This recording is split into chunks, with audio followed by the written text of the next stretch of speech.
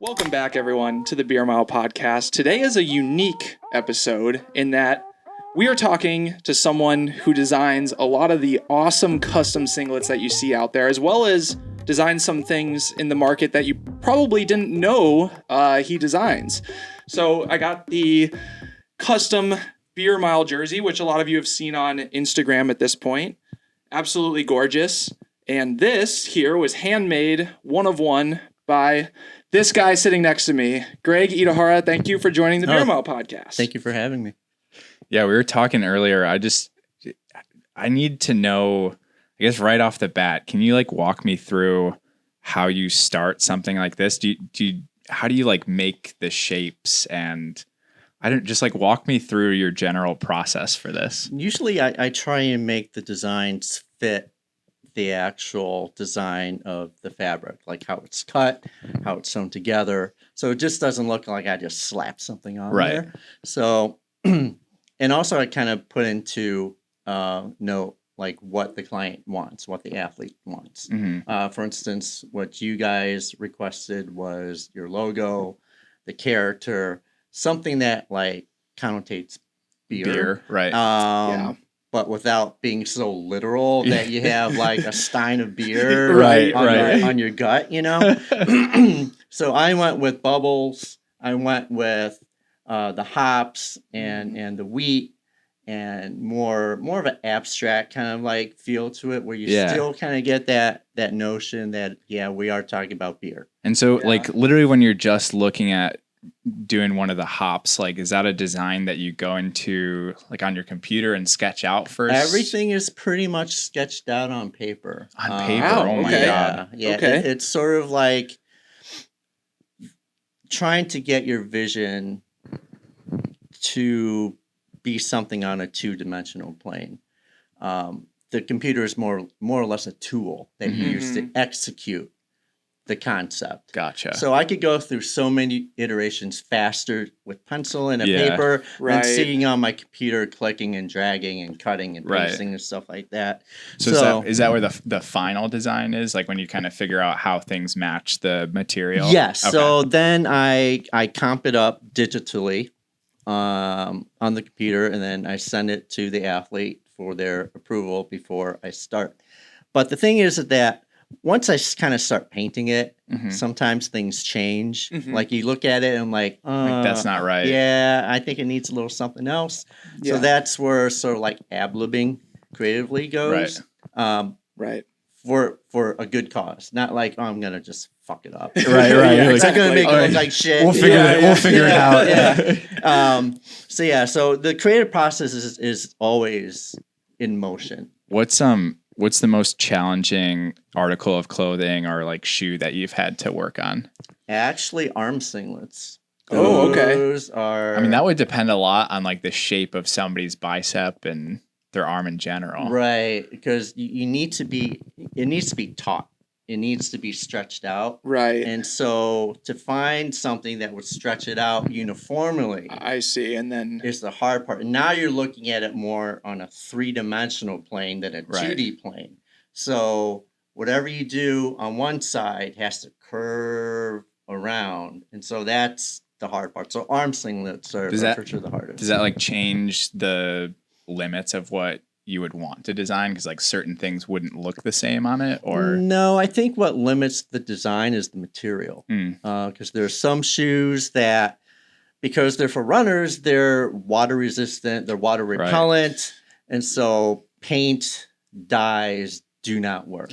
So there are limitations into customs and also into fabrics. Like say for instance the Aeroswift, you just can't take a commercial dye from like Hobby Lobby or Michael's and then dye it and then it's going to come out. I've tried that. It washes completely out. So there's a different process for doing polyester, especially Aeroswifts in general. Yeah, so lately you've been doing, I mean, this is the kind of the go-to singlet right now, the Nike Aeroswift, and they have the plain white. So over time then, do you have to apply, like get different paint materials as the singlets adapt and change over time? Because Nike kind of changes, at least I'm guessing, they change their materials that they're using over time as well. So does that mean that your process has to continually change too, depending on what clothing garments are out there? It depends also, yeah, for sure. I mean, as I said, it depends on the fabric that you're applying it to, because not all fabrics work. Mm-hmm. Yeah. So that's why I'm constantly Right. testing on different products. And then like do you just uppers like and you stuff. find like a set of them that works, and then that's what you say like here are the options. Yes, you never there are certain fabrics in certain manufacturers that this process works seamlessly. gotcha. Mhm. There are other ones that are like, oh my god, I'm gonna like punch the wall. Kind of thing. It can be done, but Right. it just Yeah. has to be tweaked a little bit. Right. I'm curious for something like that, like how ahead of time when a client first comes in and you kind of figure out the design and you put pen, or I guess in this case it would be maybe like an airbrush to paper. How many of say like one of those jerseys do you buy up front, or do you just have like a rolling stash of Man, them? he just no, I A one and done. Yeah, one and done. Got One this and sent to him, and he did not mess it up. I mean, he just based did on- it, one and done. Based on the so you send it into gotcha. Yes. Yeah. Yeah. So I don't have like a stock pile Right. of like gear. It's pretty much you send it in or you prepay and I'll order. Mhm. I don't get any discounts on Right. any gear. I'm not affiliated with any company or whatever. So it truly is a Mhm. one of one custom. Yeah, what I liked about this, so Adam, I think I was messaging you on my personal account, so Adam didn't see all the messages, but kind of like you were talking about the iterative process, like coming to you, I didn't know what I wanted. I just knew that I wanted something that kind of advertised us, which is basically my instructions were more or less put this logo on there, the beermall.com logo, and put the mascot guy. And other than that, like, I don't really know what I want, run with it. Right. And so it was you sent me a few different designs. It kept getting better and better and better. And for people watching the video, I'll throw the sent pictures me, up. Yeah, I sent you sent the me pictures. a few of them. Because I was like, do you like the baby blue look better? Do you like the orange look better? And I asked my wife as well. And yeah, no, it was really fun to see where it went to, because I would have never envisioned, like, the hops and wheat. I like how subtle it is, that it is still beer. Yeah. And I never would have thought of that myself. If I were trying to figure out a design for myself, I probably would have just thrown the Stein on there and been like, there it is, I'm the beer guy. So no, it was really fun to work with you on it. And you were so fast too. Like, I was very impressed by how quickly you could create all these shapes and everything. And I guess ultimately Illustrator is probably what you use to push it out. So yeah, how long does it take you? So like this design here, once you have it on paper and it looks like you want it, how long does it take you to make a digital version of that? Pretty quick, to be honest with you. I mean, technology now, as far as taking something that you have drawn and digitizing it, is pretty instantaneous and pretty seamless. So it's pretty good. It's very impressive. Yeah, because what I do is I do it in black marker. Yeah. And then I take a photo of it. And in Illustrator, there's a trace option. Gotcha. Which traces it. And then you can kind of like finesse just tweak it from there. Yeah. That makes sense. Okay. Interesting. Very cool. So like how do you approach Chris came to you with the idea, like a rough idea of what he wanted. How do you approach filling out the details, like with the hops? How do you get to that conclusion or like that idea set of like, here's what could work?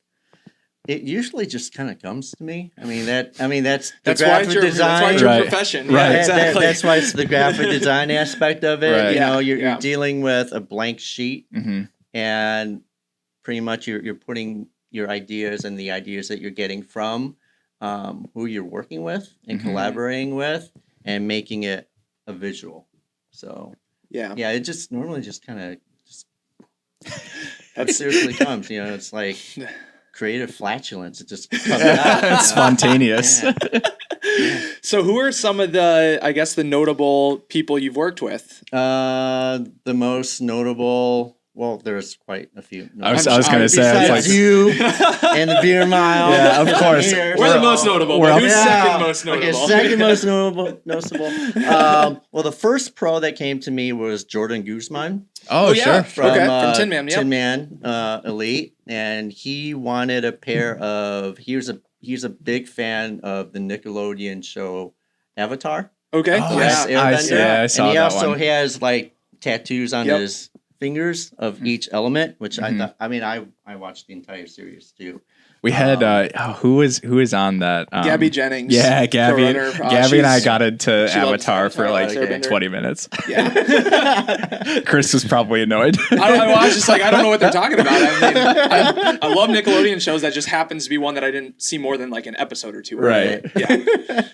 So I did a pair of Adidas Superstars for him, and it's on my Instagram page. Each panel has a character, the four main characters on the show. That was pretty recent. When did you do that? Oh, it is. I mentioned to you before. Time just turns into like silly butty, and It's kind of like because it feels like the last You gotta year scroll back for on you Instagram has and find been it. nuts. Yeah, 2021 has just been crazy. You know, Yeah. I tell my friends that Instagram was like just like a let's see what happens. Right. Like it was more or less like personal, like It's like people make accounts for like a fitness Instagram or something like that. And show your stuff, I guess. Right. So I would post whatever because I still don't understand Instagram, but I post whatever and it's just more for like personal amusement per se. Yeah. And ever since this one post that this page showed, I would show you the track shoes. It just sort of like grew from there. Yeah. And now I'm afraid to post stuff because once I do post something, I get so many DMs of like, dude, how much is that? Dude, Can I get that? We got when Chris posted the singlet, we had a ton of people DM us and we're like, how much for a repro? And we're like, you don't really want to know it. And like, I mean, some people would buy it, and that's what we need to figure out who would actually like want to buy it. Because then absolutely, we could make more of them. But it is, it's a piece of art, not a mass-produced singlet. Right. And that's the point of it, is that it is like, it's a custom, it's a rare thing. So I feel like, if we get more of these made, I want it to be very exclusive. Like we do it as giveaways or something, like, like something where. One every so often. Yeah. Jordan really wants to get one and frame it. Which I think would be baller. I mean, should I keep wearing this or should I just frame it? I don't know. I would be so scared. Like they're durable, but I would just be scared. Oh yeah, it's very durable. Like, I fell running on the trail with it, got mud all up the side, and I just put some stain booster on it. Completely cleaned it out. Looks perfect. Looks like brand new. So there you go. The colors all still perfect after washing in the machine. So it's It'll stand up over time. No need to be scared. I already tried it out. So we've literally got because I'm surprised that the first pro that reached out to you was Jordan, because I saw when you posted that to Instagram, and for whatever reason in my head, you and kind of like this shop went so much further back than that. So this has really been something leading up to that. You're more of like an independent contractor as a designer, right? Correct. Typically. So like leading up to that, what was kind of your clientele or like your portfolio looking like? More related to like running and stuff like that? Or did that just kind of come out of like a passion project for it really was a passion project. Yeah. I got into running for health reasons, and once I kind of started, I kind of like enjoyed it. Mm-hmm.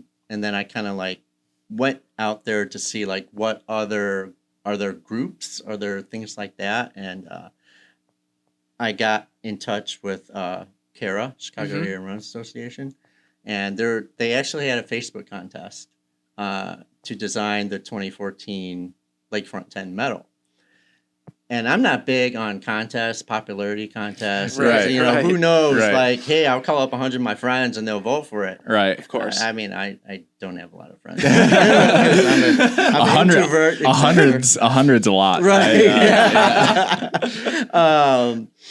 So I entered this contest, and I saw, not to like bunk the other designs, but I looked at the other designs, and a couple of my friends called me up and said, "Hey, I think you have a really good chance. You can win this. Yeah, you can win this." I'm like, whatever, I don't want to put anything into it. And so my design was chosen. So that was sort of like my foot into the running world door. Yeah, You know? And yeah. so from there on, I did all of Kara's racing branding, T-shirts, finisher medals, and this is actually the first. This was the actual medal. Heck yeah, show it off. 2014. The first one, 2014. That right up in the camera here. Very cool. And so I've been doing their front end medals ever since 2014, and pretty much all their graphic design. That's awesome. yeah. That's From then awesome. on, So you also, I guess, who else do you work with? Are you able to say who all your clients are, or there's some that are private? Well, the other race organization I work with is the Carmel Road Racing group, out in Carmel, Indiana. I do their graphic design also for their Carmel Marathon, half marathon, women's half, pretty much all the races throughout the year. Yeah. But because of the pandemic, there was no races whatsoever. So I thought that was my chance to give back to Kara and to Carmel by updating their race dates and doing whatever they need for free. Gotcha. Yeah. So it was pretty much pro bono. But I needed creatively something to do because I get bored really easily. Yeah. So I have all this running gear that I was going to run the Chicago Marathon with, but I couldn't. So I started painting and posting and painting and posting. And then someone reached out to me and said, "Hey, I saw what you did on this arm singlet. Can you do this on a singlet? Arm sleeve." And he asked, "Can you do this on a singlet?" I'm like, "Sure."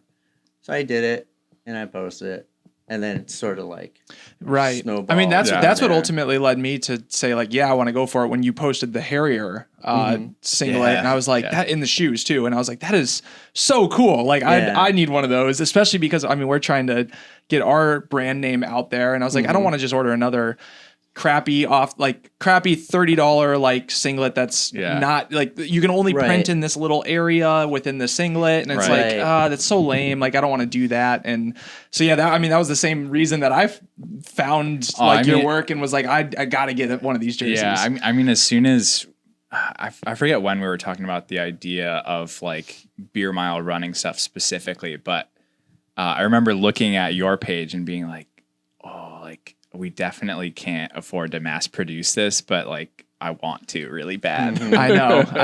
And that would be so cool. So right now, what's your current mix of, working for, companies, for lack of a better word, versus the private, one-offs that you're doing for people like me and other athletes? Well, now that races are coming back, that design work is slowly been rising.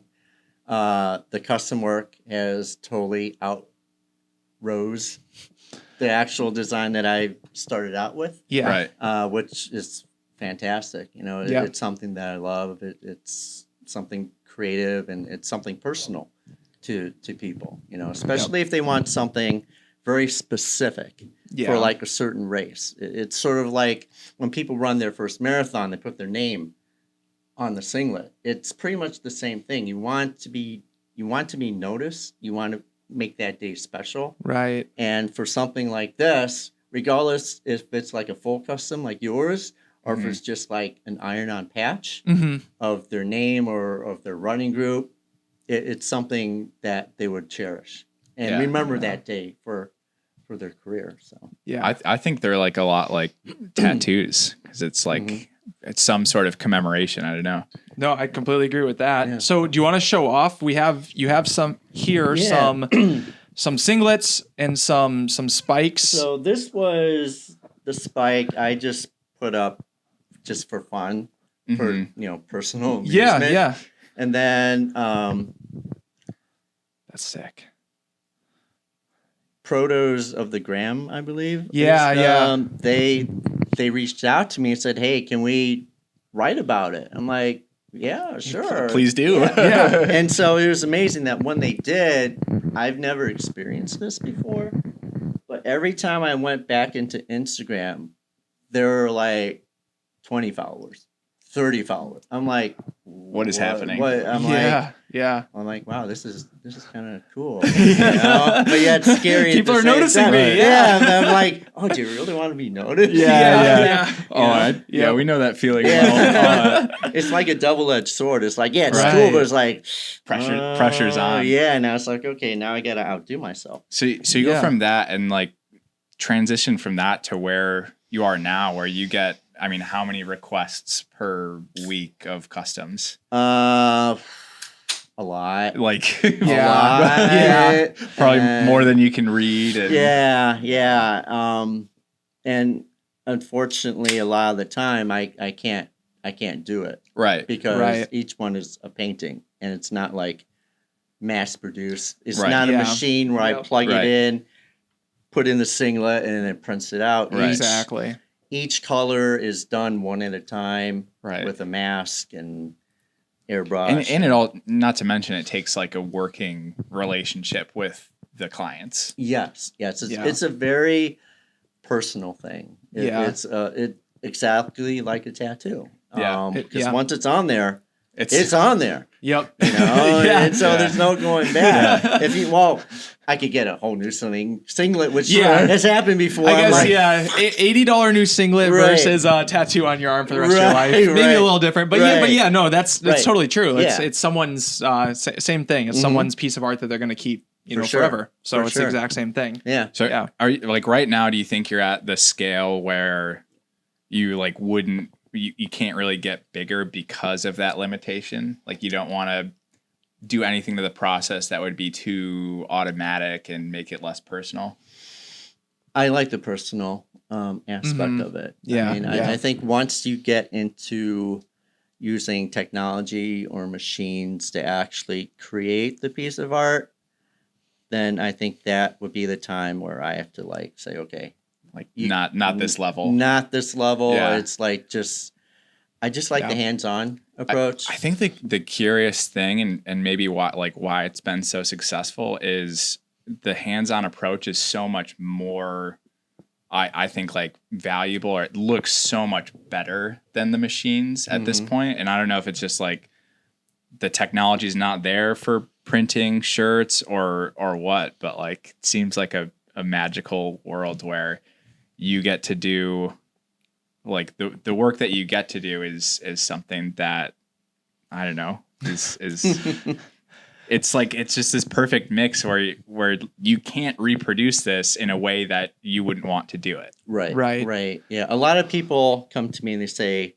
I really love this product, but I can't find someone to like to machine print it on this product. Plus there's like a limited amount that you have to get for it. And so even with shoes, it's sort of like the same thing.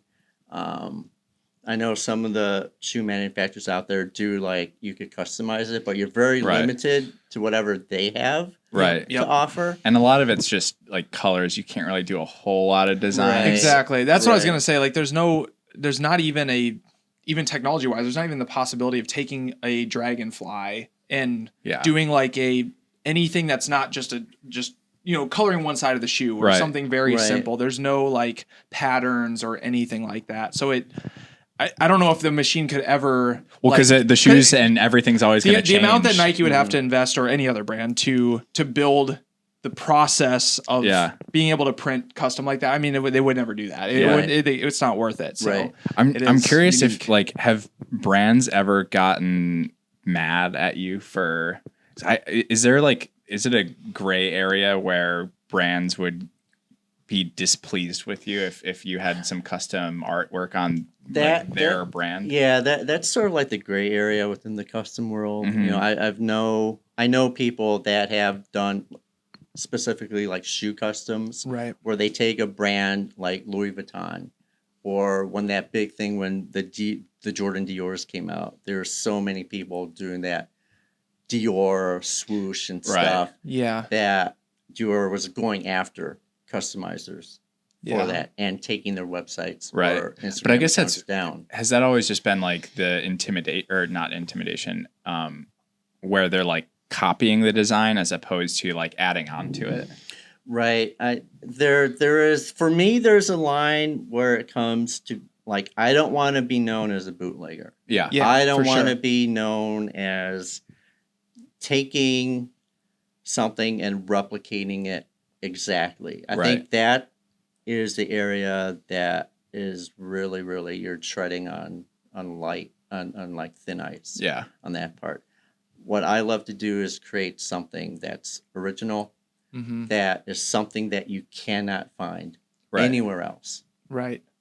Yeah. And I think the way you do it too, it's not like it's taken away from the Nike brand. I mean, it's every single picture you're posting with your designs is still showing the Nike logo, the Nike singlet, etc. So in that in this case, it seems like less of a gray area. It's not like all the athletes who are painting over taking the Nike swoosh off the dragonfly. Yeah, exactly. Basically painting them all white or painting them all black so that they can race in them. Yeah. I always think that like leaving the brand in, I mean, maybe this is just a personal taste, but I think it looks better with the brand in than if like you painted over it, because then it just like kind of looks like it's missing something. That's true. That's true. Unless you just stick your own brand in there. Yeah, you know? True. Yeah. Which I've done customs where it's an athlete and they're using shoes that they're not supposed to. Right. Yeah. So you have to mock them up to make it look like it's the brand that they run for. So yeah, and that is interesting, because that would seem to me like it is a little bit more of a gray area, because it's like then it's almost like you are faking the brand you're trying to imitate, as well as kind of destroying the brand that you're removing from it. So that is interesting. I think the one-off aspect is like once you buy it, it's yours. You know, it's not like you're mass producing it. That's true. That is true. All right, let's bring another one of these guys over here. You want to check out a singlet? Let's do a singlet. Let's see. Yeah. So I did. Let's do this one. So I did a collaboration with. Oh man, I love that. Heartbreak. Heartbreak Running Company, and we did. And thanks to Coach Dan out in Boston and Luke Larson in Chicago, we did a 2-week custom workshop with some local artists in Chicago, and they got to customize a singlet and a pair of shoes. And so to kind of like commemorate that, I created this off of the Raudacious colorway that was for the Olympics, showing a Japanese pattern with the goddess of victory on the front. Yeah. And then the Raudacious colors on the back with the Raudacious swooshes on it.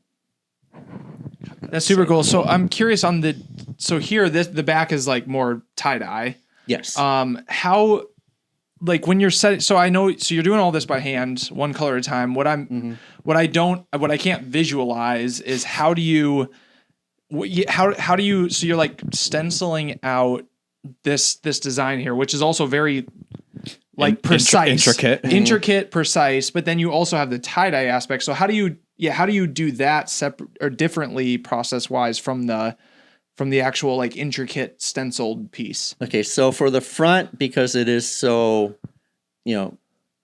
clean and cut. Yeah. I use a vinyl stencil.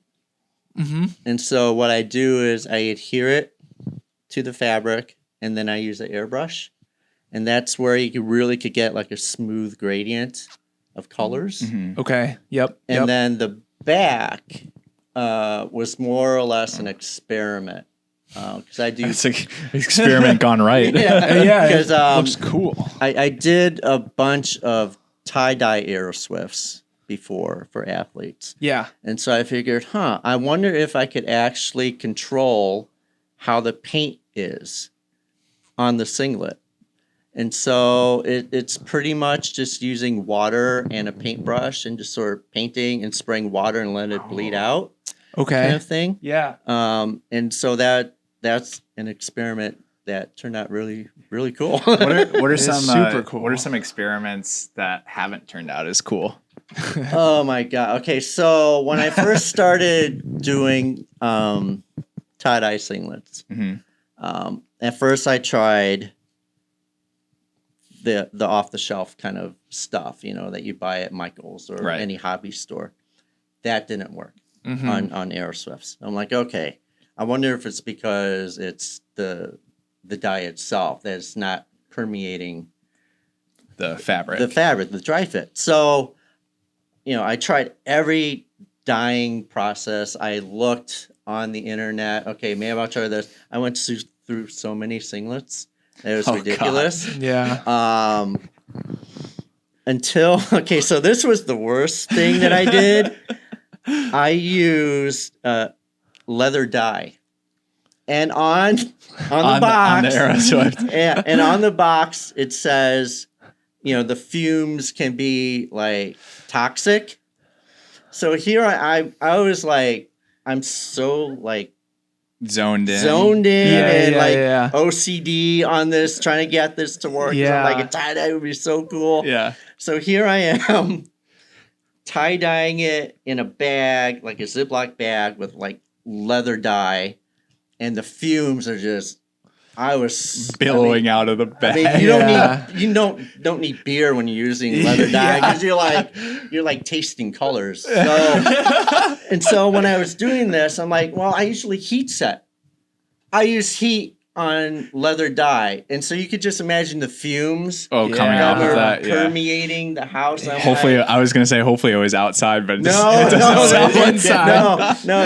That's why there's a lot of trial and error, and a lot of it is just stupid trials that the most sane person would never do. Like use something that says toxic and use heat to it. So I'm like, all right, the colors look really good, and I think I was just really high at the time. I'm like, all right, it's awesome, man. It's awesome. It's set. Let's put it in the wash. Let's do this. All the color came out. Oh God. So and then I had to like put the wash cycle on a couple of times because I didn't want to like wash like the family clothes, and then the dye is still in there with the toxic shoe. And I'm like, I think I'm kill like 1 million brain cells just doing that process in general.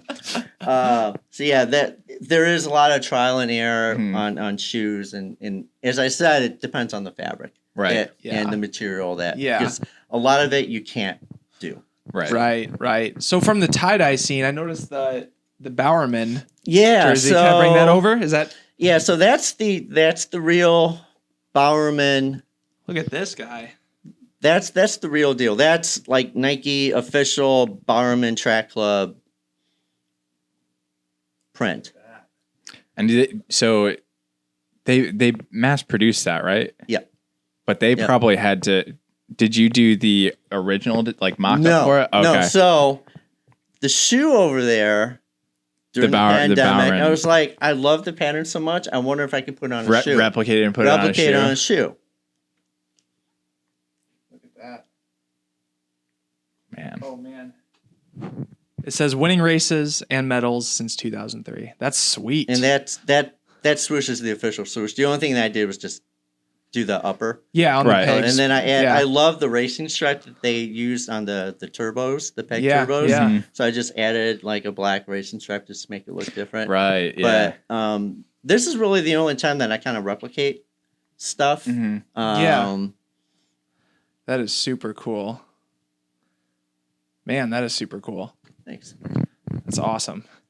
All right, give us another one. Like, give us another shoe. All right, another shoe. Okay, so this is actually a collaboration with Brooks and Brooks Philly with the Brooks Guru in Philadelphia. Right now, they are giving away they're raffling off a pair of these Brooks Draft XCs, which the upper, they are touting that you could draw on it. It honestly feels like it. Yeah. It feels like you could take a Sharpie to it. Yeah. And it comes with a set of Sharpies, color Sharpies with the shoes, I believe. Okay. Does it wash out is the question. So, I don't use Sharpies. Mm-hmm. I use acrylic paints because I use an airbrush or just a regular brush. So, they sent me a pair previously for me to try experiment with. So I was skeptical, mm-hmm. oh yeah, you're right. You could put it on the shoe and it'll stay, right. Whatever. But I mean, Sharpies are pretty permanent because it's an ink. Mm-hmm. It absorbs into pretty much anything. Right. Acrylic is a different story. Sometimes it just doesn't work on shoes. So this is the shoe with acrylic paint, and you could scratch it. You could take your fingernail anywhere that I painted, and it's not going to come off. Wow. It's permanent. That is sweet. That's nuts. Yeah. And usually with track shoes, you could totally see like the fabric Right. on it. That's it's what I was kinda actually hard like feeling the difference, and you'd like literally you can't feel anything. No, Right. it doesn't. Yeah, it doesn't feel like there's anything there. Right. Like it's And what's great about these that I love is that I could totally color block. So as you could tell with my logo on here, Yep. the white totally covers that yellow Volt color. Right. Yeah. So you could totally like Go over it all. go crazy. Yeah. So this is the latest collaboration that I'm doing right now with Brooks Philadelphia. That's so cool. Yeah. Sweet. That's so cool. Man, now I'm thinking I might need to ask you about customizing a pair of dragonflies. We'll see. I did do a pair for Clayton Murphy. Okay. Yeah.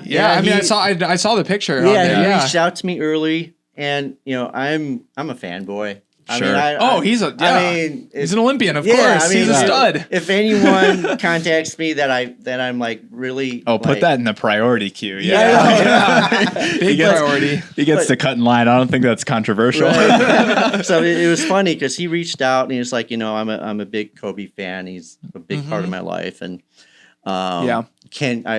someone referred me to you. Can you do a pair of Kobe inspired shoes, spikes?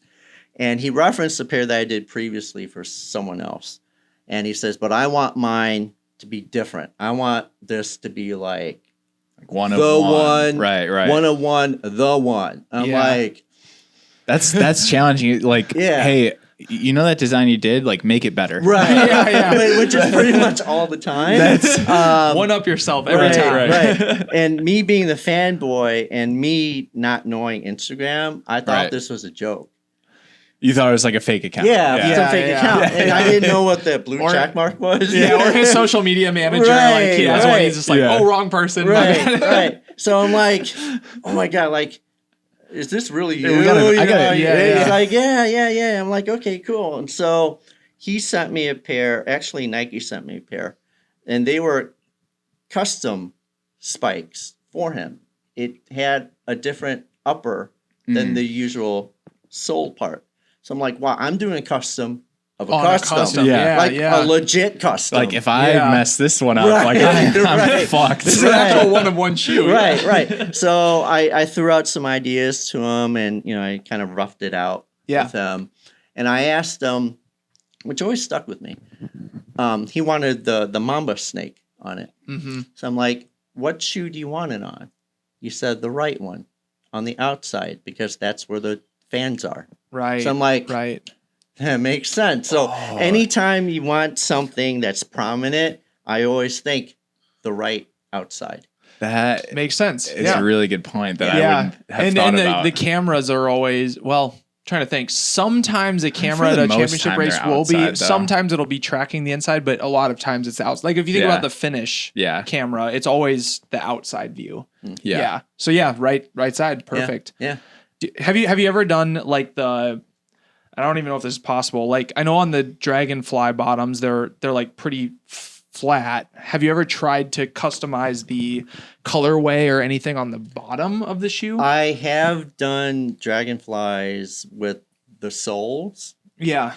But the thing is, if you can imagine just how much pressure. I was going to say there's a lot of wear on the bottom. Right. Yeah, how much pressure is going on there, and plus the flexing of it. Right. No matter what you do, no matter if you sand it, prep it, it's going to break apart. It's going to come off. Yeah. I was thinking like someone like Clayton Murphy, where it's like he's literally going to wear it for one race, like the Olympics or something. Right. And it's like, I'm going to be leading this race. Let me flex on everyone by like having it as I kick back. Eat my dust. Everyone's behind the words eat my dust or something like that. Yeah, you have something on the back that's like whatever. I mean, that would for like if you're running, just so your competitors that would for sure can like see it. catch your eye. Like what is that? Oh, that's kind of fucked up. All right. Yeah. So I mean, Clayton has been like a really good person to work with. I posted on my Instagram story as just a joke that, I'm going to customize a pair of Air Monarchs, the dad shoes. You get the dad shoes to look like Vaporflies. And Clayton reached out to me. He's like, "Do you have a sketch of that?"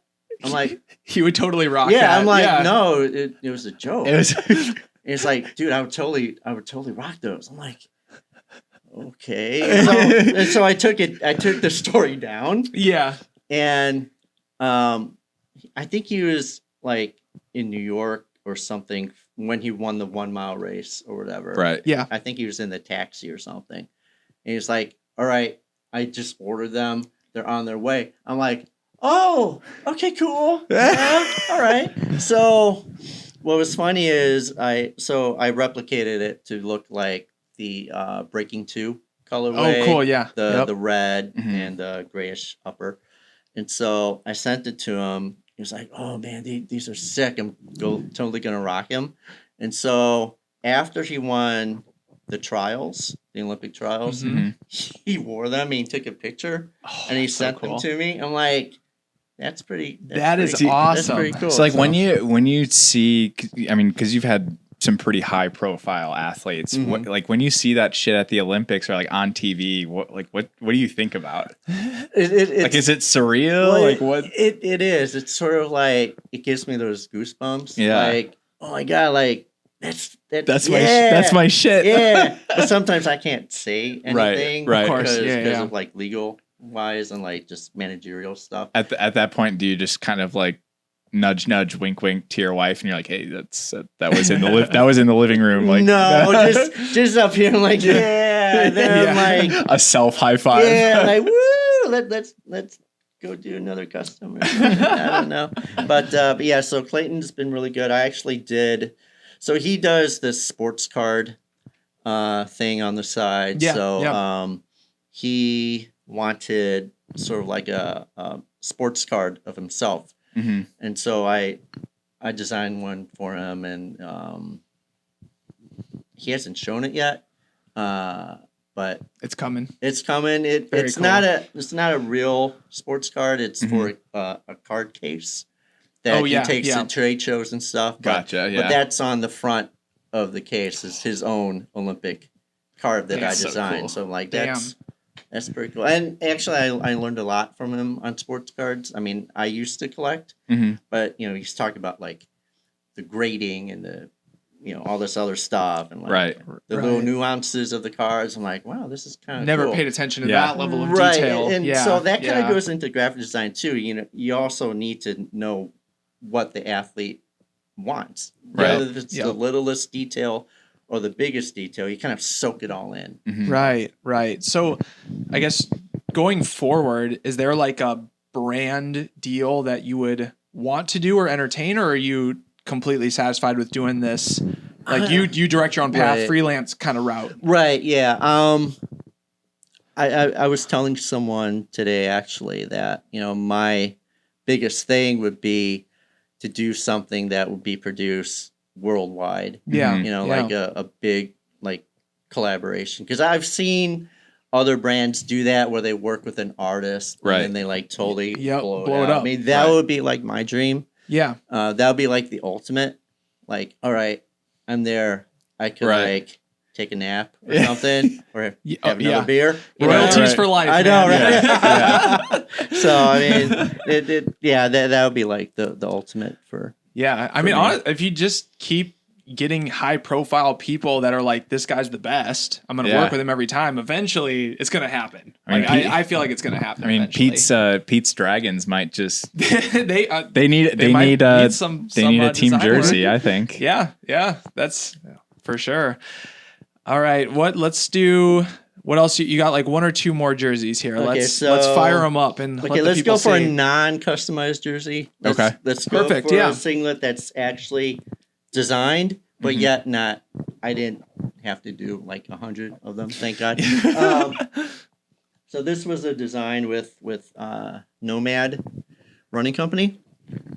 They approached me. They wanted something that was black and white and really bold. And so this was right before the Tokyo Olympics.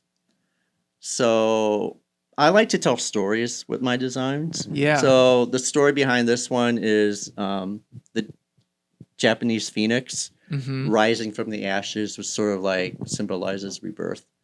And then I don't know if you could tell, but there are 5 hidden rings in there to symbolize the Olympics. Yeah, I see one. So there's one here, one here, one in the snap. beak. Okay, yeah. And there's some others somewhere. But yeah, so that sort of symbolizes like the athlete in all of us always reaching for a ring, and regardless what we do. So that was a fun project. I love that. What is this jersey? Like, is it what Nomad. brand? Oh, that's the sorry. I see. Yeah, and you got your logo down there too, which is sick. That's so cool. Yeah. I love that. Thanks. I love that. Damn. And here's another one I did recently with the Lost Boys Track Club. Yeah. They Mr. did- Rossi. Yeah. A future podcast guest. He Yeah. confirmed he's coming on at some point now that he lives in Chicago. We got some sick collabs with him now. Yeah. I mean, he's been rocking the swag for a little while now. So baby. So Lost Boys. Yeah, so this is getting the Ekiden vibes going on when they did the Hood to Coast. It's Sorry. We know Mr. Sorry. Yeah. Yeah, that's got like your when you're out at your bachelorette party or like at prom and you got your sash on. Your sash, It looks like that. That's cool. Yeah, so it's kind of Or a mimicking Ekiden. the sash that they wear during the Ekiden. And so on the back it says Lost Boys in Japanese. In Japanese? Yeah. That's all. I was gonna. That's that was my super next cool. So question. like still a nod to like the Olympics. Yeah. That happened, Cool. but Yeah. it really ties into what they accomplished in the relay. So. When we meet up with him in person to do in the next few weeks, whenever we do it, I'll ask him if he can bring over the jerseys that he has from you. It'd be cool for him to show them off. Yeah, I've done a few with them. Mm-hmm. I did like this elephant print one for him, which was sick, which I get so many requests for the elephant print. Yeah. Which is why it's like when I post something, I'm like, I'm sure there's gonna be like 10 people asking. That's why it'd be kind of cool if, like, I think like along with your goal is like you make one of these, and I mean brands could, assuming they have the technology to print it. Mm-hmm. I mean, Right. the amount of people that they could reach that were interested in that design. Right. Because literally everyone I see, I'm like, fuck, like in the future, I'm gonna spend so much money on this, and like I'm not fast anymore. So like, my wife's gonna be mad.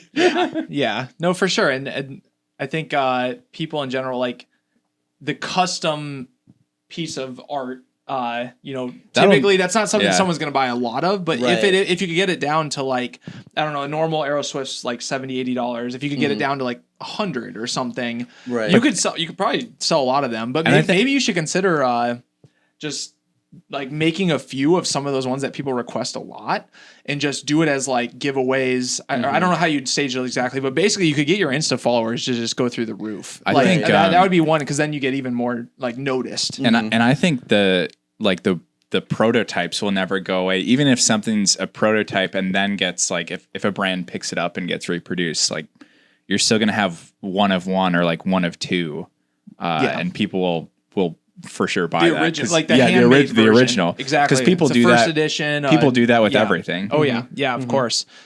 That's awesome. So one question that I had was, looking back through your Insta feed, did you design the? So you've done a lot of the, and I don't even know how to describe it. I would say it's like the ongoing W like kind of design. Right. Did you do the WesFly blue and red?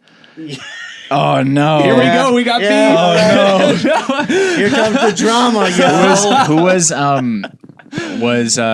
Who is like the name on the check or the credit card that you got paid through? Was it Everett Smulders, or was it like a different Smulders last name? Was it his dad or different first name? Yeah. No, it was Mr. Everett. Yeah. How many of those did he get made? They're very cool. I'm not gonna lie, they're super cool. I love that baby blue and red. Actually, there were a lot. This is when I first started doing singlets. Mm-hmm. Yeah. And honestly, it was a lot of work, to be honest. Yeah, with you, yeah. You know, I mean, because doing like that many customs, even if you're just trying to do the same thing over and over again, like I feel like with what you do, that makes it so much harder because you're like trying to kind of keep them all equal. Right. Because I try and make it sort of look like it came from like a print factory, shop. Yeah. Yeah. Where it's not like some, art student just slapping paint. Right, Like, right. There you go. Yeah, graffitiing. Right. Yeah. I wanted to make it look like it's something legit. Right. Like you purchase off the rack. But to Everett's thing, he was really like cool about, the time that it took and stuff like that. Yeah. And it was funny because so they did like an unveiling on YouTube. Yeah, of course. And it's like, oh, look what Phil sent me, And I'm sitting there like, who the fuck is Phil? And so I'm like, oh, Phil Knight. I'm like, okay. Like in my head, like must be Phil Knight. And so he's opening the box. And you can see my stickers in like each one of them. Yeah. It's like, oh, look. I'm like, dude, you can't. So I thought it was just funny that he's like playing it off like, oh, look. I got straight up from Phil Knight. Yeah, I got from Phil Knight, but he has course. this Itahara custom sticker. And so I messaged him about it. He's like, it's all good. So That's hilarious. Yeah, it's like, just funny. Yeah, they are cool. Not gonna lie. Yeah. They're cool. I think we probably talked about it I think we were like in Chris's kitchen one night after filming, and I was like, "Fuck, those things are cool!" Like, damn it. Yeah. I think when Chris reached out to me, I had to say up front, I did those WesFly. The WesFly ones. And Chris was like, no, those are cool. Those are sick. I'm like, all right. They are. I mean, they are. Yeah. You made it when there's actually a knockoff site now. Oh my God, selling. yeah. So it's more of a knockoff, not on you, but on WesFly. But yeah, someone made a knockoff site and is claiming that put a picture of that jersey, and they're claiming it's $70. And it's like they're just stealing money, basically. Yeah. Right. It's right. like, but it's like. When someone stops and thinks, it's like there's no way that would be $70. Like Right. the jersey is alone more than is that. $70. Yeah, for a plain white. Without shipping or Exactly. So, exactly. Yeah. So What's funny is I did a one-on-one for the Instagrammer Ben Johnson, and he wanted the Ekiden one with like in the swoosh on the shoes. It has sort of like the topography lines on it. So I did one for that.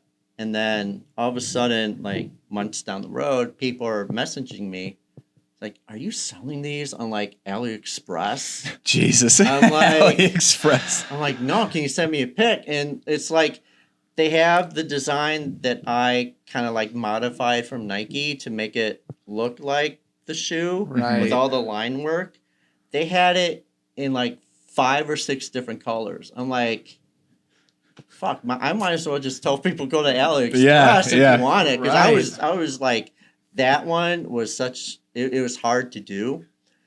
And I was like, no, that's a pure one-on-one. I'm not doing it again. Yeah.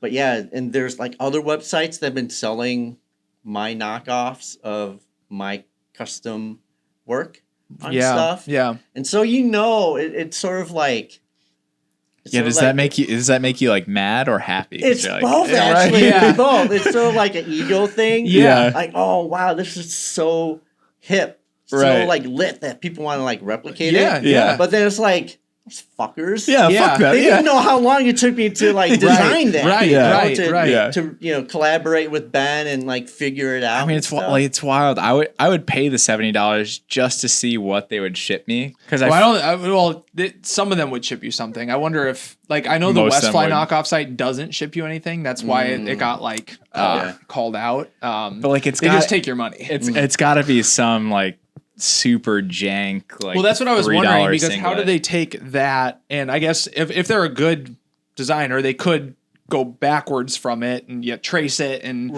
figure it out but like there's still some expertise level required there to even get it back to the point where you could then use the file to print again so exactly I wonder how many of them they actually are capable of doing that and actually ship a product versus I don't know what you would get in the mail. They just send you a wife beater. Yeah, I don't know, right? With a Sharpie on it or something. That WesFly It's and close. Sharpie. It's close enough, right? It's close. I really do wonder on that. Yeah. Oh God. Yeah, I think we need. We're trying to figure out the whole beer mile jersey thing, and I don't know. I don't know if I can ever go back to not having a custom jersey. Yeah. I know it really is. You described it as being like a tattoo. It really is like that. It's like now I'm just like, okay, now for the next race I got to have something like unique. You know? Yeah, I mean, And it's just like a tattoo. I mean, it's you the same. get- Yeah. It's like I got one here. Then I'm like, okay, that it was painful. I think that's enough.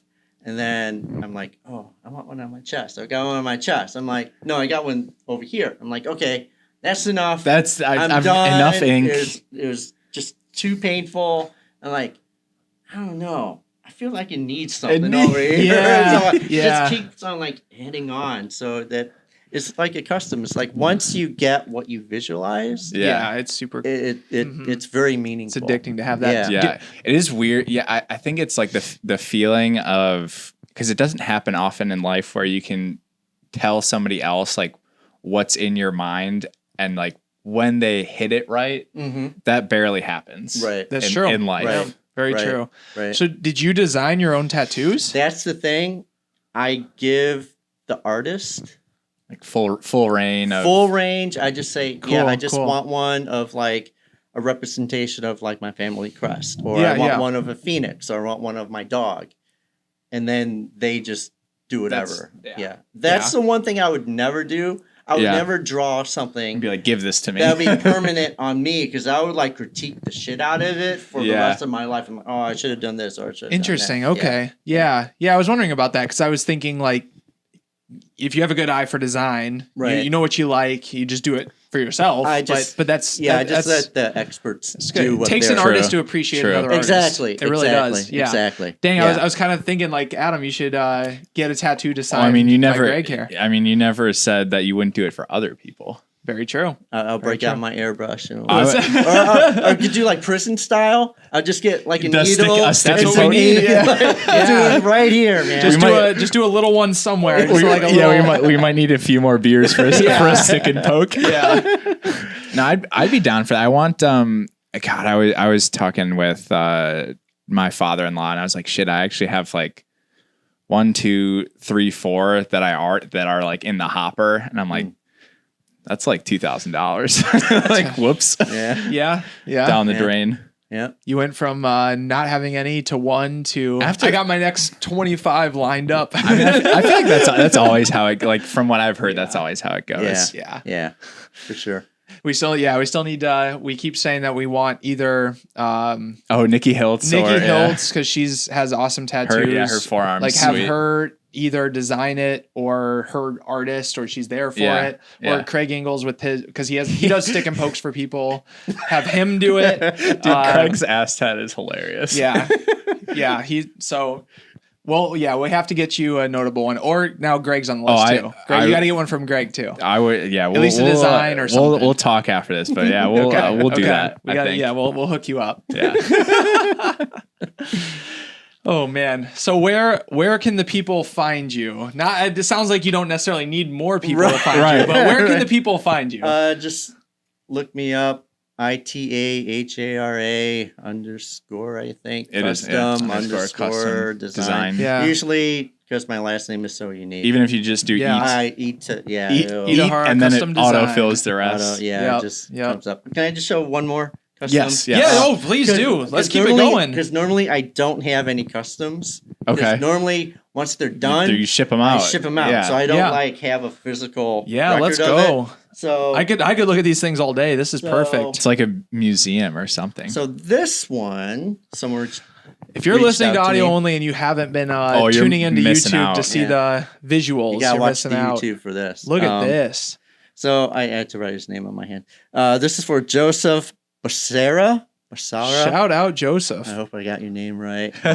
He's probably a Beer Mile podcast listener. Yeah, probably. He's probably our listener. So he reached out to me, and this is sort of like how the process goes. This is based off of a song by, I believe, Rush. Okay, It's called sure. Snow Dog.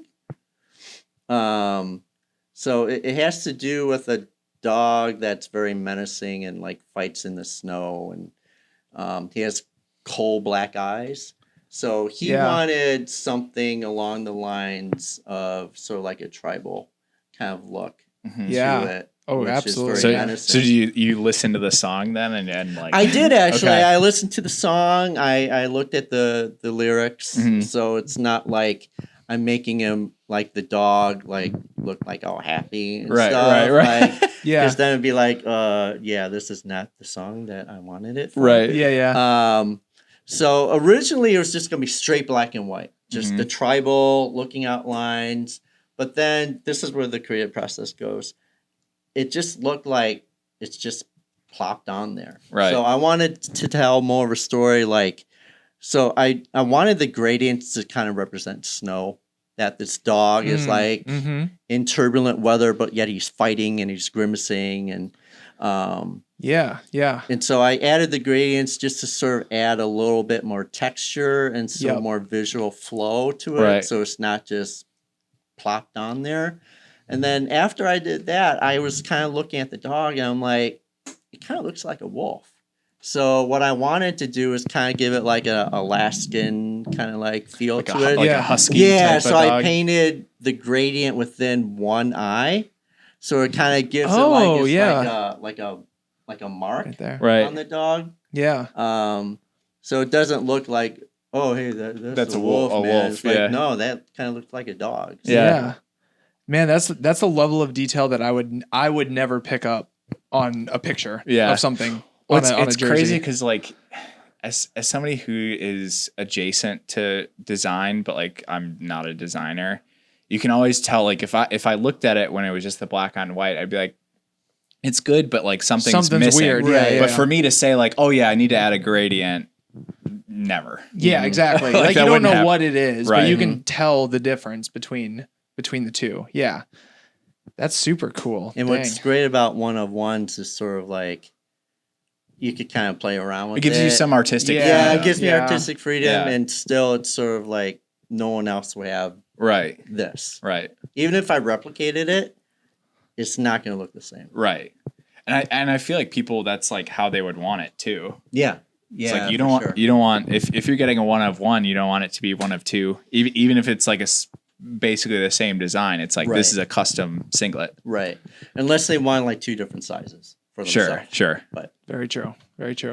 That's actually a good point, though. So sizing wise, I guess, I'm trying to think through how you would like stencil and brush this out. Like if it's a extra large versus a small, is there anything like specific you have to focus on there as far as like design wise, or is it very easy to kind of just adjust accordingly? it's pretty much just adjusting accordingly Okay. to the size. Okay. So I just use like a generic template on my computer to sort of map it out when I send it to the client. But then once I receive it, then I usually measure it out and eyeball. I mean, it's not going to look, the proportion isn't going to look exactly the same. Like things aren't going to fall exactly where it is in the digital mock-up, but it's going to be really, really close. I mean, like super close. Yeah. So that's where it's sort of like just eyeballing. So like I look at the digital mock-up and say, okay, the ear of the dog lays here on the singlet and the bottom lays here on the graphic and on the singlet. And so what I do is I measure it out to see how big I need to reduce it or enlarge it. And that's how I create the stencil. That makes sense. Yeah. Yeah. You know, I was thinking, so I think we should do like our typical closing questions to get to know Greg better. Okay. And I got one to start off that's unique to Greg. Okay. So I'm curious on all the, like you say that the designs just come to you. Yes. Is there like any added, I don't know, what's the word that I'm looking Your for? design grease. Is there any added grease from, like any substances that help with the substances that help with the creativity? Whoa. No, I'm serious though, in a way, like is it like the creativity aspect of it when you're like, okay, I got a new project. I want to do something related to beer.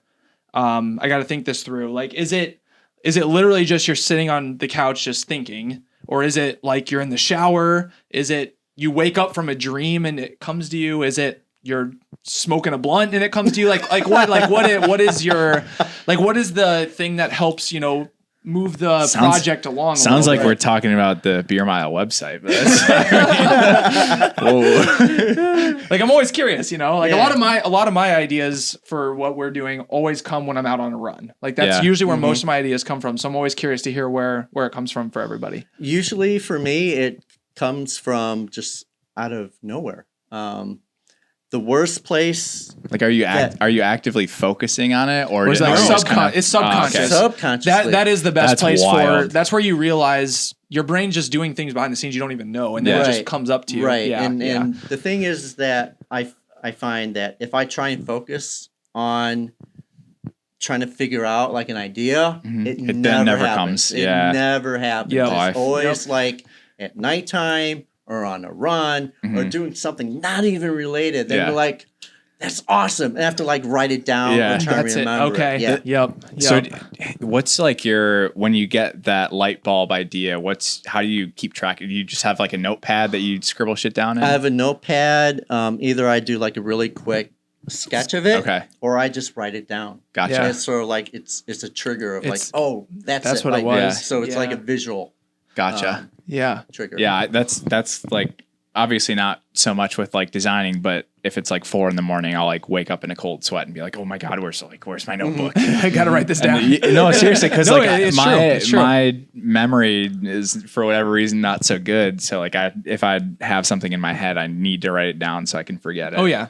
I'll sometimes have great ideas like midway through a run, and then by the end of the run, I'm like, shit, what was that idea? What was that? That was such a good idea. I did it. Well, but then sometimes you like if I write something down at night and I wake up in the morning, I was like, what the fuck is this? Like, because you were like in the middle of a dream and you're just like, I don't have the context for this at all. Spaghetti monster on beermile.com. I'm like, what the fuck are you talking about, man? Like, what's going on? I'm glad. Okay, that's good glad to have that answered. Do you have another? Yeah, we're actually talking about this because since we're in person, we're still in Illinois, actually, like in the burbs, close to where I've been bouncing around. I'm curious, out of the places that you've lived, which one has been your favorite? I think all of them. I think you kind of for different reasons, right? You gain different experiences from where you are, and I think if I just stayed in one location, I wouldn't gain like any other sensory from like perspective and true. What's out there. Like for instance, like in the burbs, it's so like wide open.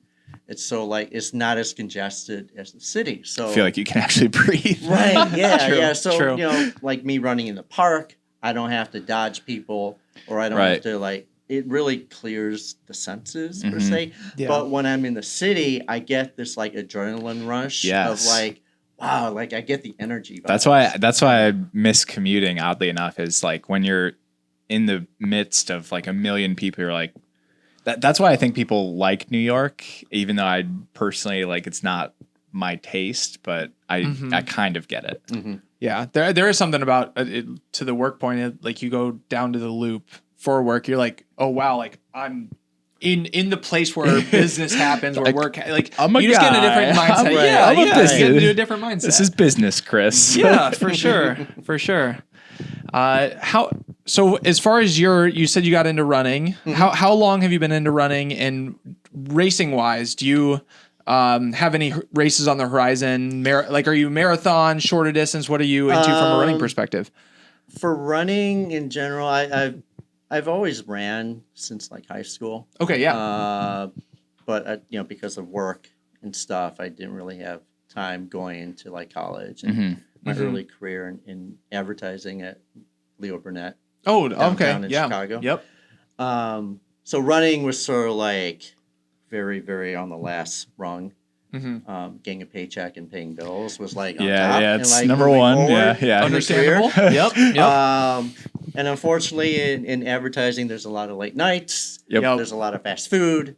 There's a lot of sedentary, just staring at a computer screen. Oh, I know about hours that. on end. Yeah. So the weight and the health sort of goes. If you don't watch it, it goes. So, and it's like a pretty roller quick, coaster where you yeah. notice it and then you're like, okay, I'm on Yeah. top of it, and then you work a couple of late nights in a row and you're like, shit, Yeah. I had a lot of McDonald's. Yeah. Back off the train. Exactly. Yeah. So once our son was born, back in 2008, I was like at my highest weight, and my numbers were like off the charts, like really, really bad.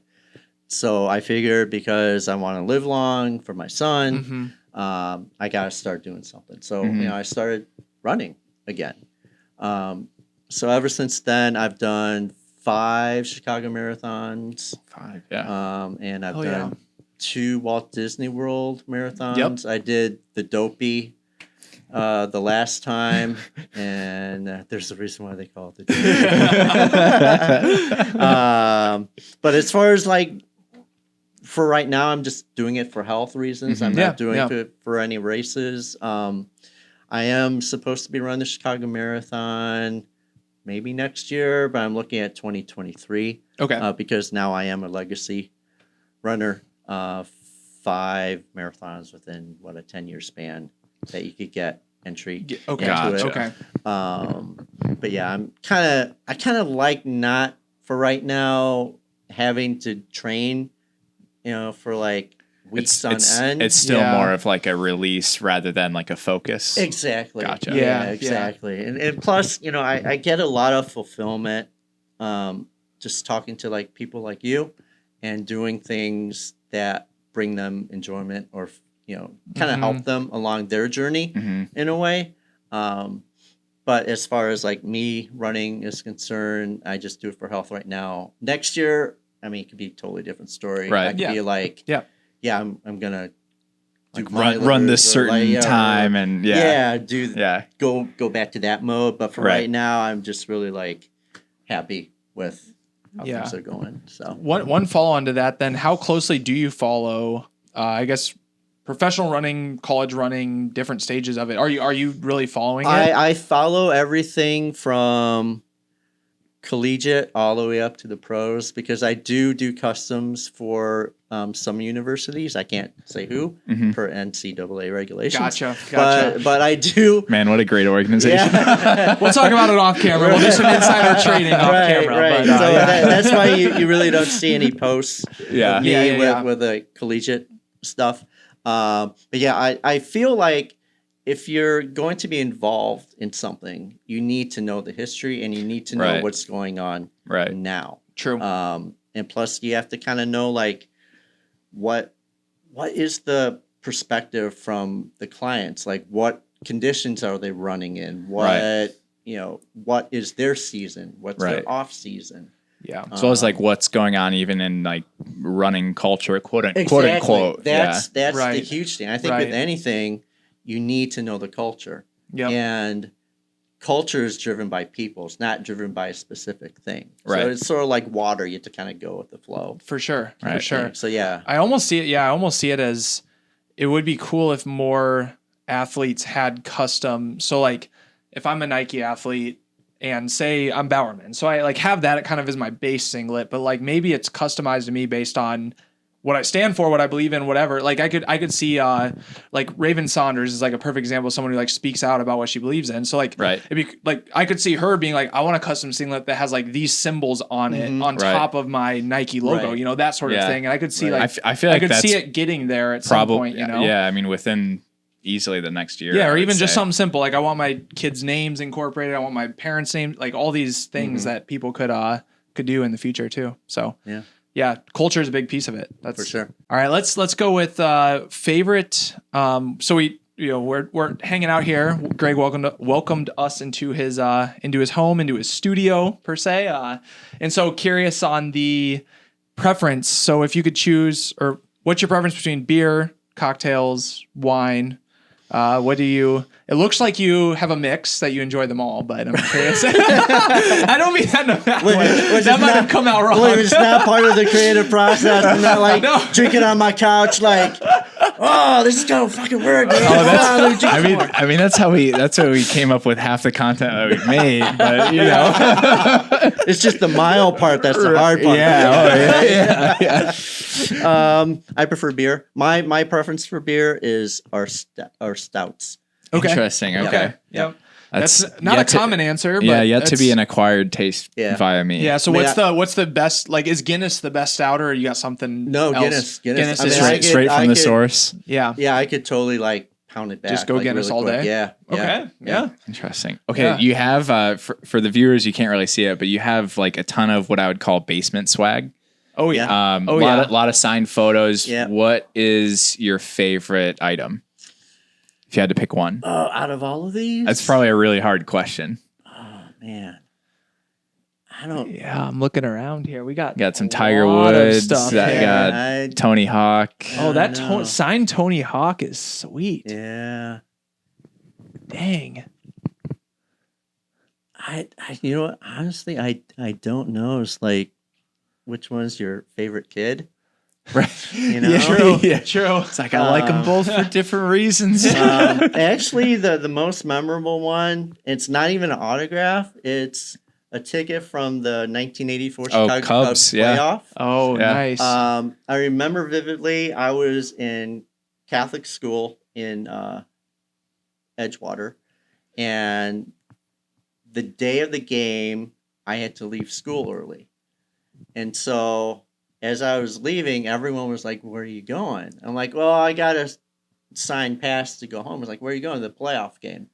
And every kid all the kids were like, what the? I'm like, yeah. Going to the game. That's like the most memorable That's sweet thing down here. So that's fun. I already snapped a picture of that and sent it to my father-in-law because it's I was like, we're Cubs people, not Sox people. Well, I was like, you have a ticket of this? Like question mark. It's like he might. I don't know. It's amazing that I still have that. Yeah, because I think any grammar school kid would like. Oh, easy. Yeah, easy. Right, I threw right. I wish I'd kept more stuff like that growing up, and even like in the past couple years, I've like gone to throw stuff away, and my wife has been like, no, like we're keeping that. So we have like, I think the first plane ticket that we ever like bought together, just like slotted away. And I'm like, okay, there might be a thing to like saving things that have sentimental value. Yeah.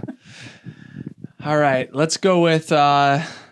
Let's just go simple. What food would you say if you had one meal left and you're like, what am I going to eat? I can have anything I want, prepared by the best chef in the world. I don't get out much, man. So adding like an egg to like instant like noodles is like culinary to me. I mean, I could eat that every day. That's above my head. But my one thing that I truly love, and it's a sweet, it's from, I believe, Molly's Cupcakes. Oh, yeah. It's the Ron Bennington. Okay. It is sort of like a Reese's peanut butter cup, but as a cupcake form.